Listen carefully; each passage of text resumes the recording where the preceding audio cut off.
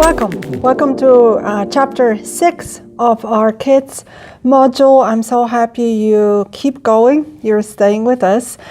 Today we're going to be talking about how to implement a good structure, how to have a good graduation plan when kids grow and they need to move age groups. For the next two sessions, we're going to be more practical, and I'm going to be giving you tips how to create a structure which works horizontally and vertically.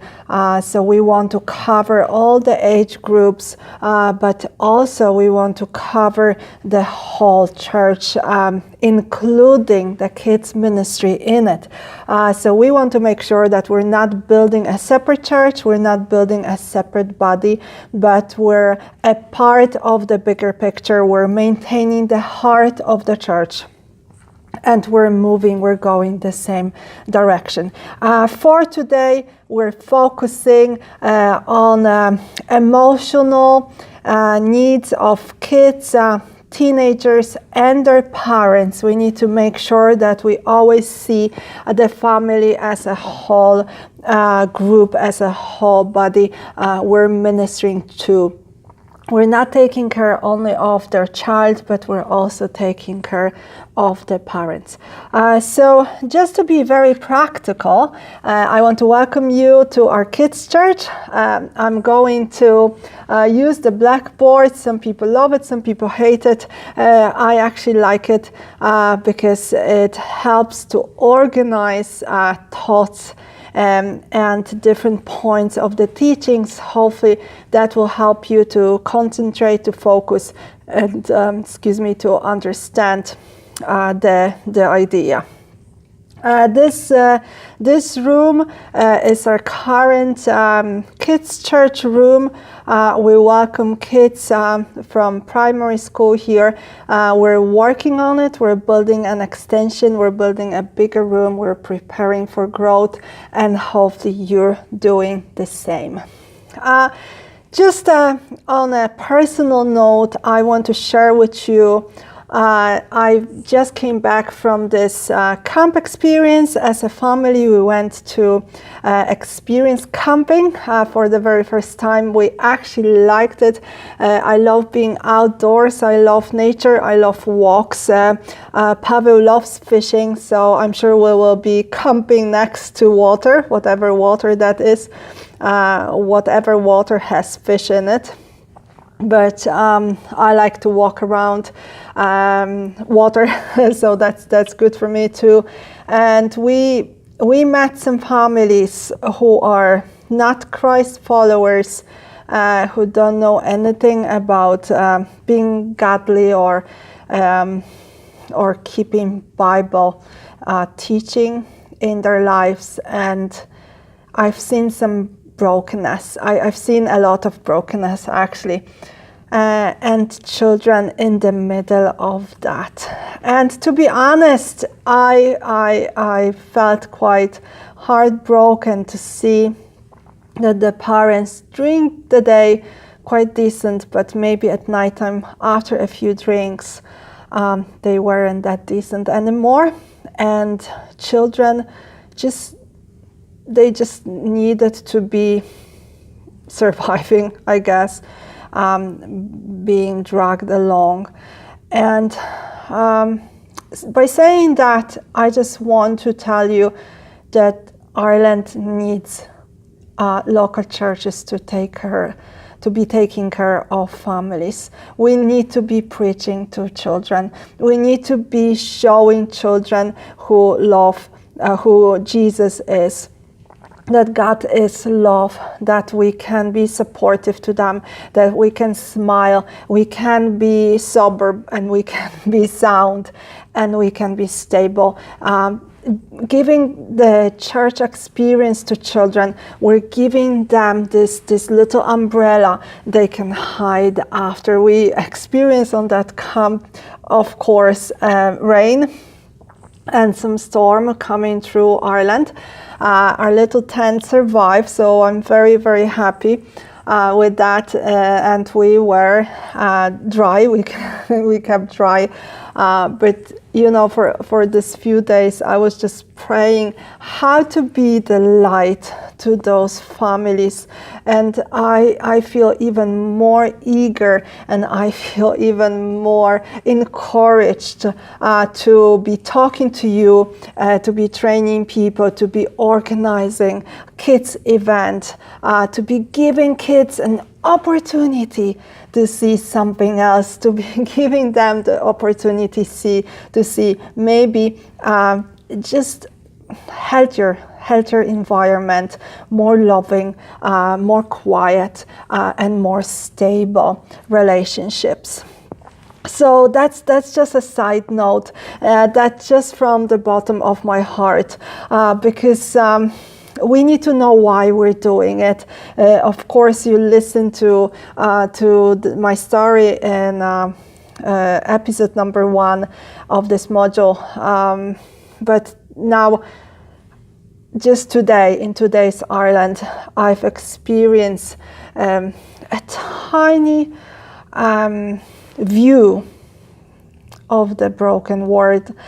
I think we like to be surrounded with people like us, but when we actually experience somebody who is not from our world, maybe we can see clearer how much people need Jesus and how much of hope kids need in this country as well as everywhere else.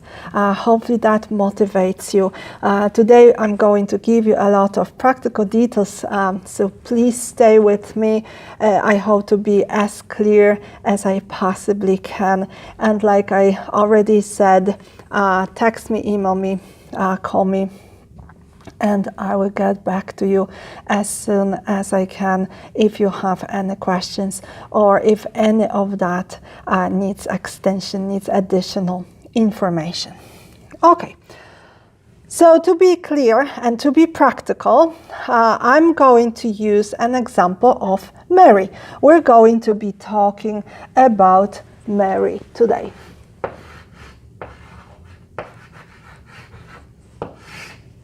Mary is just born, and she is 0 days, 0 age, okay? So from 0 to 1, let's say that we're going to be talking about 0 to 2. This is our age bracket. Why is that? Kids 0 to 2 are considered babies, and their age is counted by months, and every month is a big difference, is another step in their development, in their growth. This is the fastest changing and growing age group. Of course, you can see that. You can imagine a baby just born, a newborn, and a 2-year-old who has their own opinion already. But in that age group, not many churches, I find, have facilities and have ability and skills and maybe resources to organize anything for the kids separate to the parents. So if that's the case, the best is to take care of the family as a whole. We need to take care of the parents. The parents of our tiny Mary, they need to feel welcomed. They need to be feel they still belong. They're not a distraction. They need to know where to go, where Mary needs to be changed, when Mary needs to be fed, and when Mary needs to cry. So a baby room, a parent room is a great solution for that group, for that age group, if you are not able to provide anybody to mind babies that age. Of course, when Mary is in the middle of that age group, so she is 1, she starts walking, and we need to be prepared for that as well. Are we welcoming parents with 1-year-old between 1 and 2 to the main church? We need to realize that babies that age will not sit down for an hour or 2. They will explore, they will talk, they will eat, they will need bathroom, they will need their drinks, they will look for their friends if they're walkers already, but also they experience separation anxiety when they're that age. So they might not need to be ready yet to be separated from their parent and welcomed into a separate room, into a separate ministry. So a changing station, a baby room, like I said, the best would be with speakers. The parents can enjoy the service while taking care of their child, maybe a window or a screen when you broadcast the whole service. Parents that age very often feel not connected, disconnected from the main body because they're so occupied with their child. Also, very often between 1 and 3-year-old, a new baby is added to the family. A baby brother or sister is born. Very often that's the case. Often children that age are kept at home with their parents, so they don't have the experience of being separated and put into more like a school environment or crash environment. If you are able to create anything for that age group, that's amazing. I'm sure the parents will appreciate that. And here we can have a few options. And we can extend that to until they finish 3, until they reach the age of 3. 0 to almost 3. The parents will be happy and will love you forever if you have something for them. We need to make sure that the classrooms, all classes, anything we do for the kids are according to our child protection guidance. We're going to be talking about it more at the last session, but just today I want to mention that especially for that group, you need to take care of the numbers. If you have a baby in the arms, you need 1-to-1 service. If you have a walking child or walking children, you need 2 people attending, 1 person, 1 adult attending 2 babies. That's not child protection, that's just the best practice for taking care of little children. Those children, they need a lot of attention. They need a much quieter and safer environment.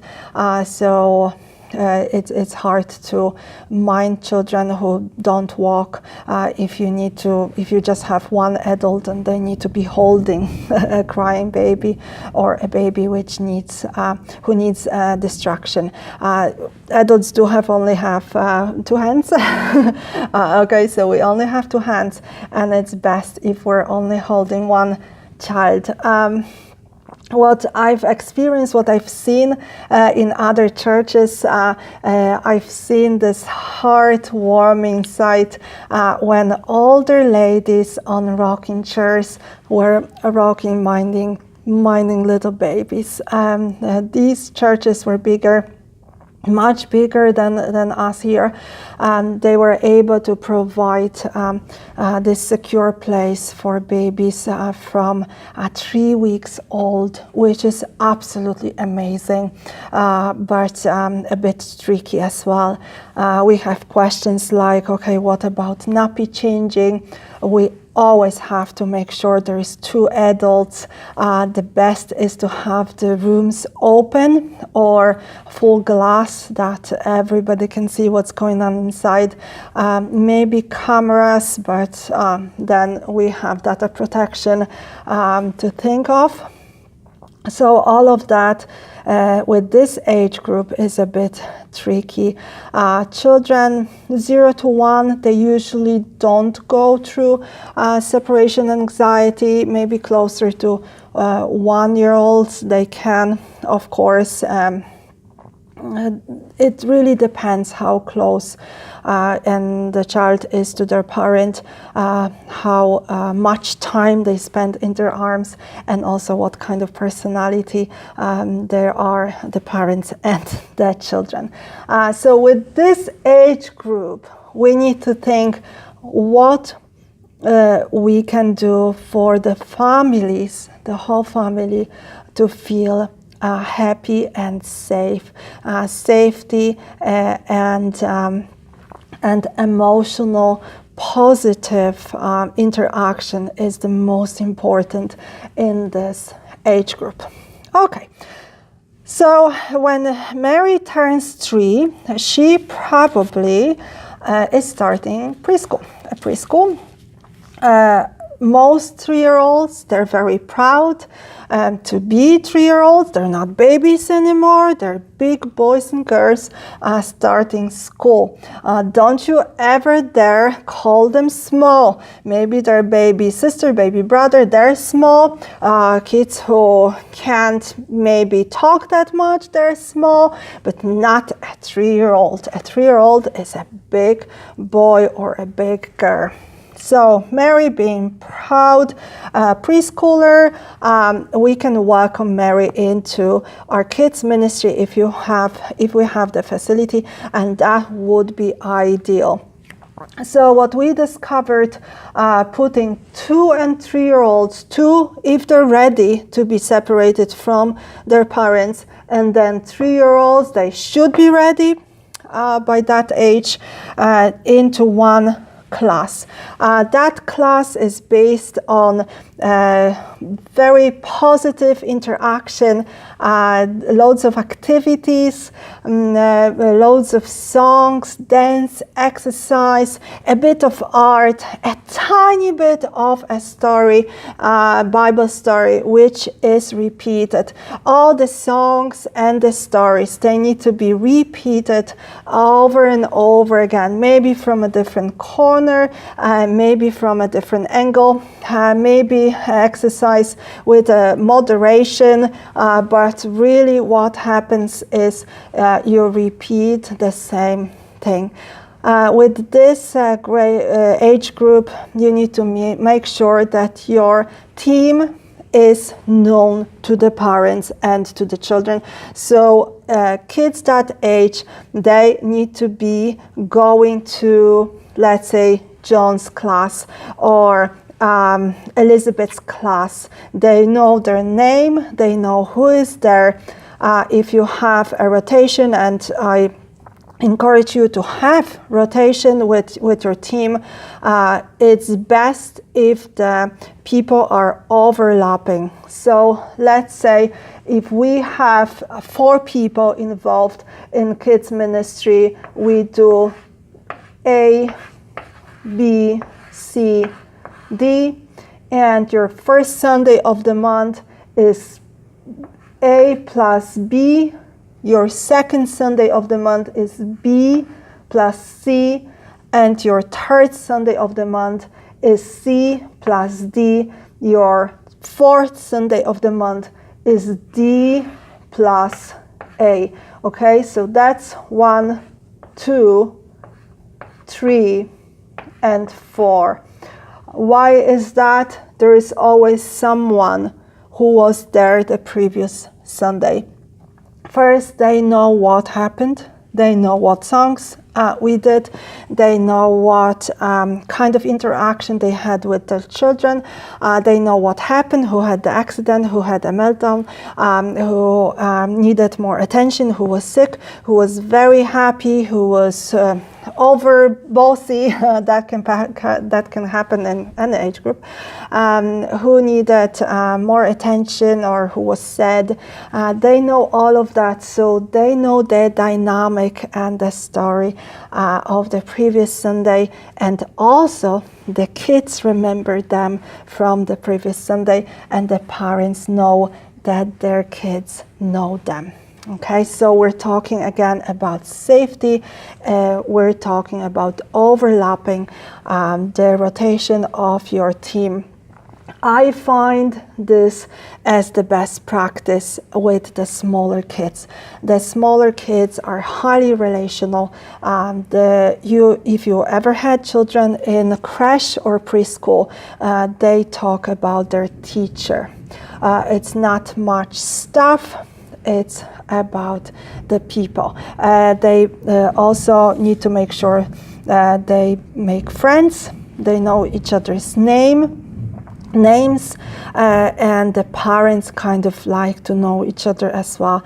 So if they know Mary, they like to know that Mary is friends with Agnes. Okay, so that's just practical tips. When Mary turns 4, so I'll put 4 here. When Mary turns 4, that's a tricky age, because here in Ireland, in the Republic of Ireland, parents have a choice to send their kids when they're 4 or when they're 5 latest. So the big school might start when they're age 4 or 4.5, for 4 and 10 months, or finally 5. And now again, if you have space, if you have enough of your resources, it would be best to be flexible here. I would even add age 3. So 3 and 4-year-olds, we need to be more flexible, I find, and work with the parents. When Mary is 4, she might be ready to experience more like a Sunday school class or a kids' church environment. Or she might be very happy to stay with 3-year-olds and be still experiencing preschool, more like a preschool environment. So here I feel that it's less about age, but more about emotional readiness, emotional maturity. And when let's say Mary is starting the big school, this is how we measure things. It's hard to just have someone maybe like me or someone else observing the child and checking if they're ready, testing them. So it's easier for us to communicate with the parents and make the structure clear if we say whenever Mary starts the big school, she needs to move up to our kids' church. And that's the ideal when Mary is ready to move up to the kids' church. Let's say she is 4, then we put her together with 5-year-olds and 6-year-olds, which in the school, the national school setup, that would mean that Mary is in juniors and seniors infants. What Mary needs in that age, she needs to know where she belongs. And that is very important, that is an emotional need of that age group. So how can we smoothly and quite happily move Mary from being here in preschool class, moving her to the bigger room, maybe the bigger group, and older age group, and help her to belong. How are we moving Mary to be known and relational to a bigger environment, bigger class, bigger room, and bigger groups, and still help her to belong? So I have a few tricks for that. First, this is our first graduation step, and we need to make sure that Mary, when she is changing the rooms, the classrooms, she knows someone. She can be moving up with her best friend. Usually girls especially, they have their bestie, and usually they're the same age. So let's say if Mary and her best friend Esther moves to juniors and senior infants, she's quite happy to do that. But also, and even maybe more important, Mary needs to know who is the teacher there, who is the leader there. So a good trick, a good step is to present the teachers in the Sunday school or in the kids' church beforehand. It's good if the smaller kids visit the kids' church before they graduate, or if teachers from that age group visit the younger guys, maybe for a lesson or two before summer hits, before the school year is ended. So we exchange the teachers, we exchange the team, we exchange the leaders for the kids to know that that's not a strange place, that this is not a strange person who will be taking care of them, but they know them. I think what's a good idea is to have like an open day in your kids' church. I'm imagining that the kids' church is a bigger room, so the smaller kids can feel a bit overwhelmed if they, from the group of 10, come into the group of 50 or 60 or 100.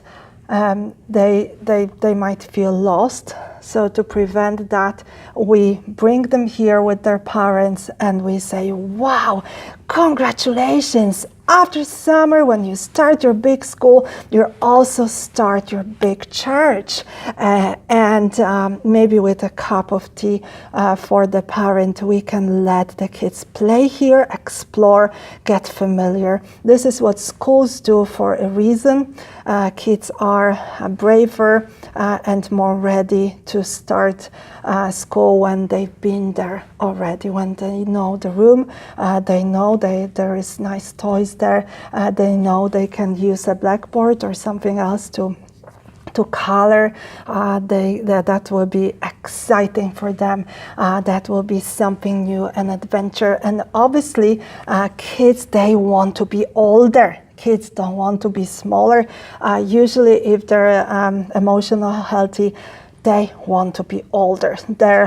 They're 4.5, remember. The half is very important because they're 6 months closer to being 5. So we welcome them. We also always admire how big they've grown and how smart they're getting and how brave they are coming in to this big room and to this big crowd. Usually kids that age are happy. They like to participate. They want to be dancing the songs, especially if you did some dancing when they were 3 and 4. They want to keep doing that, so you don't have to be worried about that. Obviously, kids that age, they only learning to share. They're only learning to be a part of a group and a part of the team. What we find it's easier is to put them in more refined space. That's very important for them, that they know exactly where their friends are, and they know exactly who is their leader, who is their Miss or Mr. So that's like in the school, and we can learn from that, that they're not just the kids' church. They're a part of a smaller and within their own age group, and that group is in a bigger group. It's really, if you keep that tip, if you use that tip, that will help you to have a happy 4 or 5 year old and a happy 10-year-old in the same room. Later on, when Mary is 6 plus or 7, let's say 7 plus, she is probably going to the first class in her school. And from that on, she will be quite happy moving up the age groups, however you have it organized. In our kids' church, we have juniors and seniors, infants together as a little group in the big group. Then we have 7 to 9-year-olds, which would be roughly first to third class. And then we have 10 plus, which would be the 4th and the 5th class together. This is our age group, and that's all in the kids' church. If you have Sunday school classes for kids, you can do exactly the same, or if you are so blessed and you have so many resources, then you can you go by every year and have that many groups. That would be quite amazing, but I personally don't think that's the need in the church. We want to keep the kids, we want to give the kids opportunities to make friends every Sunday. So if they're in a little bit bigger, little bit mixed group, maybe that's helping them to do that. I think I forgot to say that when we have a crash experience for the kids, a baby room is one solution, but another solution is to have maybe a bigger classroom and welcome kids who are ready to be there without their parents, as well as a child with their parent. I would never allow any visitors or people who just want to observe into kids ministry classes, kids environment. That's adults free zone. Only guard-vetted and trained personnel is allowed, but for that age group, I might welcome the parent with the child who is just not ready to separate yet. You need a bigger classroom from that, and you need to make sure that you explain child protection rules, that this parent is there only because they're bringing their child, and maybe not for that long, not like for the whole year, but trying to make sure they're making progress for the child to stay in.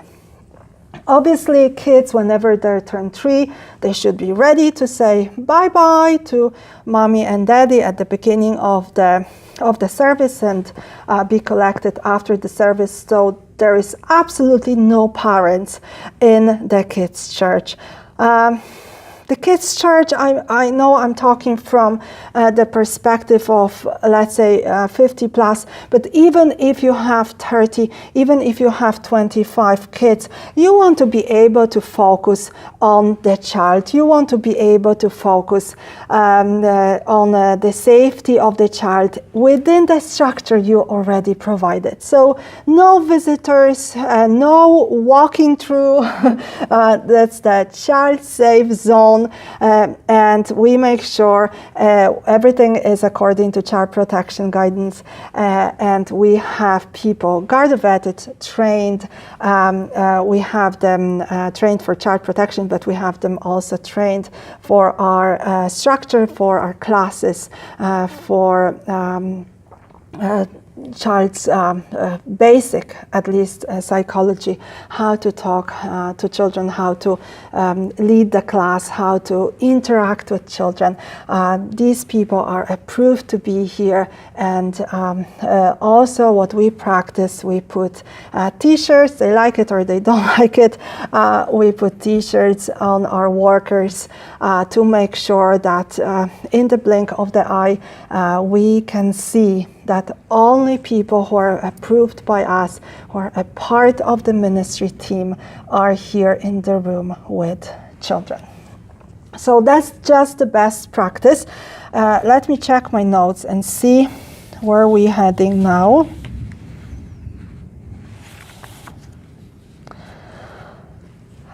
Working with children, your best skill and something you have to start with is your smile and energy.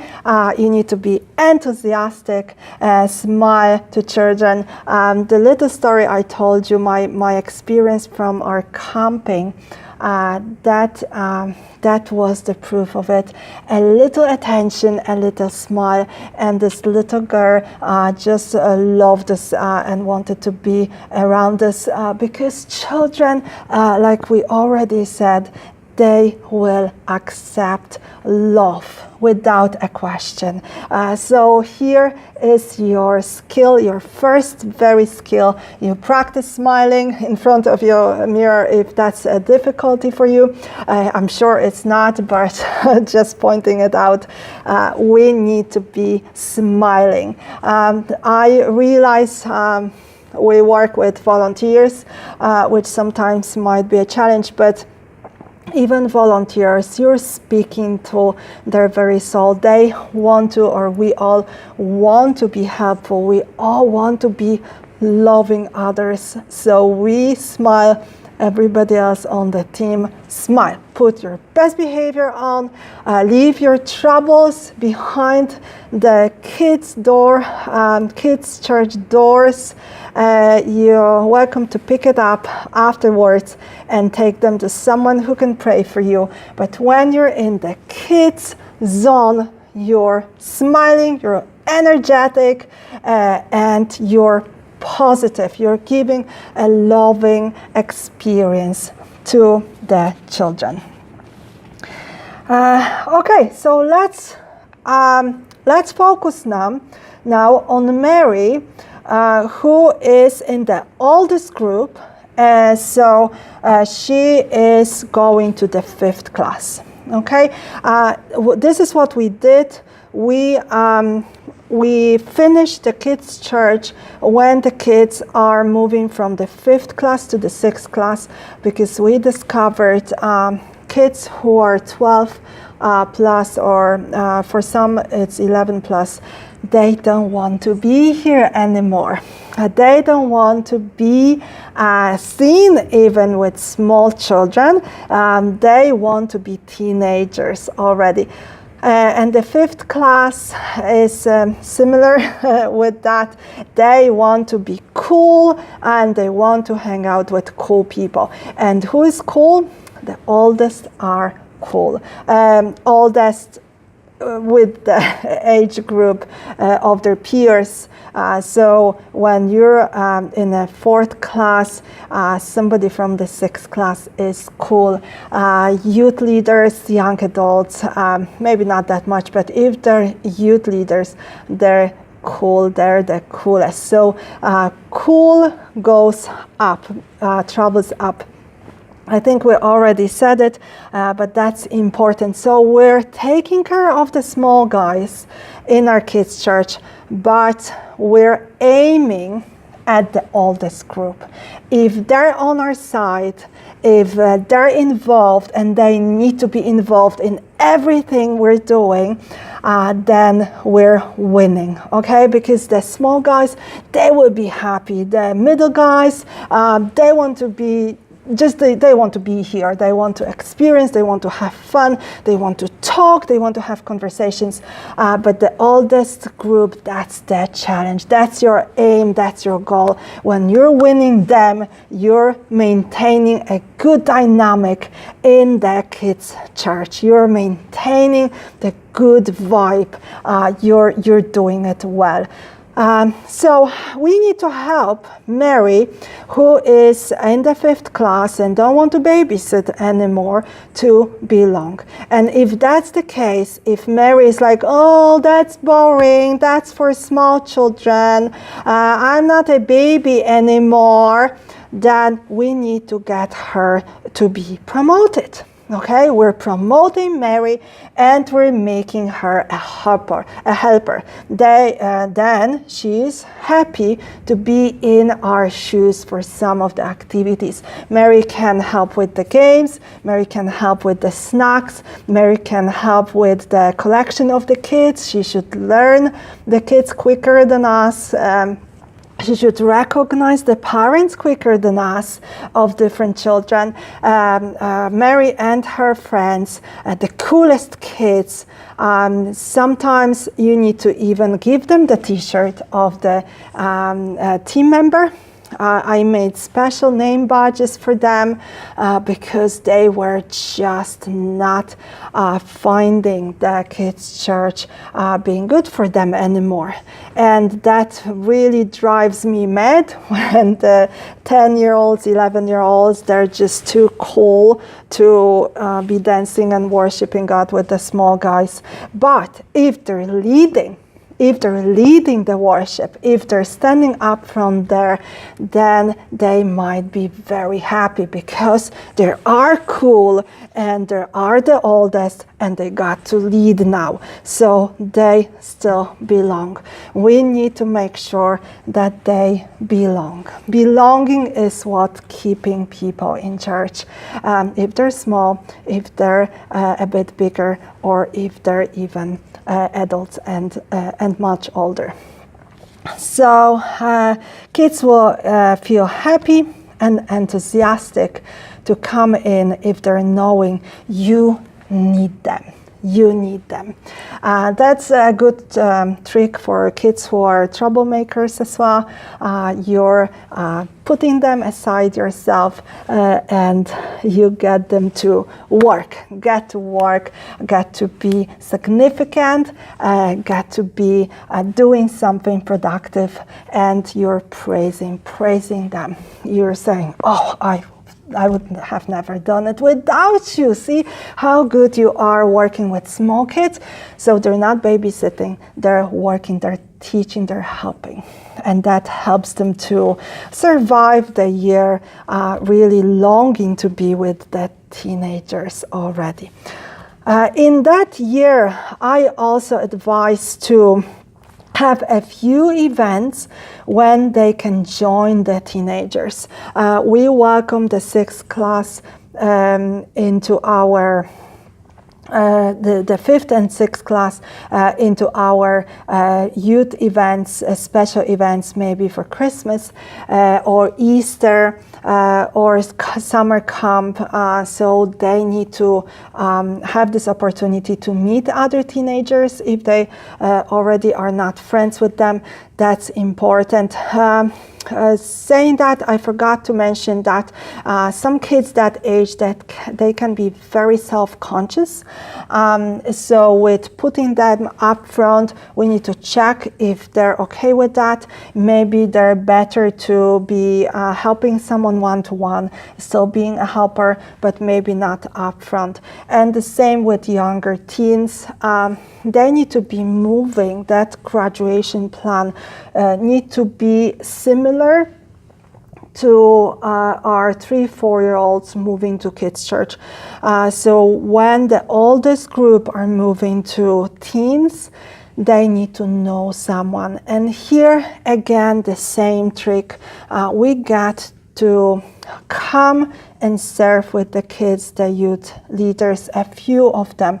So some of them need to come in here 1, 2, 3 times, or organize something like a special event after church or at the beginning of the summer, just to get to know them. They cannot be nameless, they have to be known, and they have to be knowing that they're welcomed and somebody there is waiting for them in the youth group. How you organize youth, that's also up to you. What we discovered, it's helping the transition and it's helping the graduation if we put the 6th class and 1st year together. So what we started doing a couple years ago is the bridge class. They're not teens yet, but they're not children anymore either. So they like to be there. I realized that doesn't go exactly according to the school system, but I found the emotional needs and spiritual needs of kids from the 6th class weren't going according to our kids' church activities and our kids' church aims and goals. So these guys have their own class. They're like preteens. And that really works, and that really helps them go and stay in the youth group. I said we made loads of mistakes on the way. I made loads of mistakes, and one of the mistakes we experienced year after year was that we were losing the younger teens joining the youth group. They would come in, but they didn't know anybody. Obviously, teenagers, older teenagers, and older than them. They were too cool to introduce themselves, to make friends. They were already in their own little groups. And the younger guys, being maybe 12, sometimes not even 12, we were losing them. They would come in a few times and they would feel awkward, self-conscious, maybe too young, maybe not cool enough, and they wouldn't come back. So that was really a tough experience. And what we find now, the bridge class, which is led by our cool, really cool and handsome youth leader who is, on the younger side. I realized I'm not cool anymore.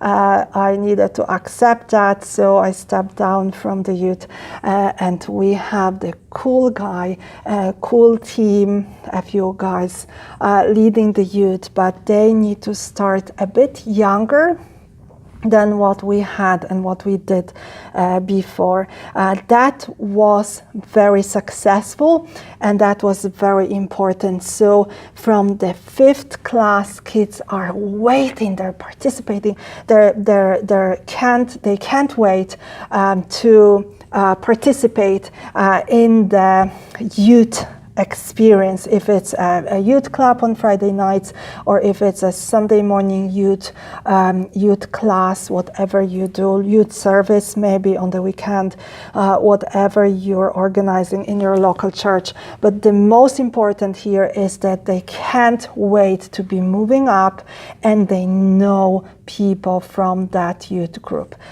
So once again, to summarize, it's very important that our structure and our teams overlap, that this is all like a wheel.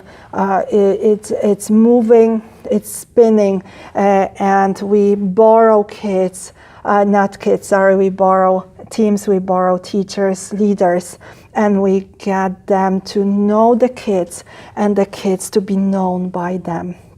That's what helps us for the kids to feel safe, for the parents to know what's going on and who to talk to. That's very important, and also to belong, for the sense of belonging and significance. That's our basic emotional needs.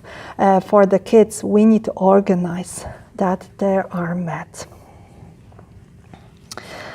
Our 52 Sundays in the year, they need to be opportunities for kids and teens to experience God, build godly character, and make godly friends. 52 opportunities of being saved, getting the prayer, the commitment, the dedication of their life to Jesus, but also making friends and having fun. We already said that a few times. Having fun helps us to learn about God and learn God, experience God. When we have fun, when we're having a laugh, we can relax and we can absorb whatever God is saying to us. I know in a different chapter of this module, you're talking about Holy Spirit, about being creative, about keeping your team enthusiastic from the leadership perspective. That's all included in this opportunity. We're building an opportunity for kids to know God and know each other and us as role models. You are a role model for the child who is meeting you.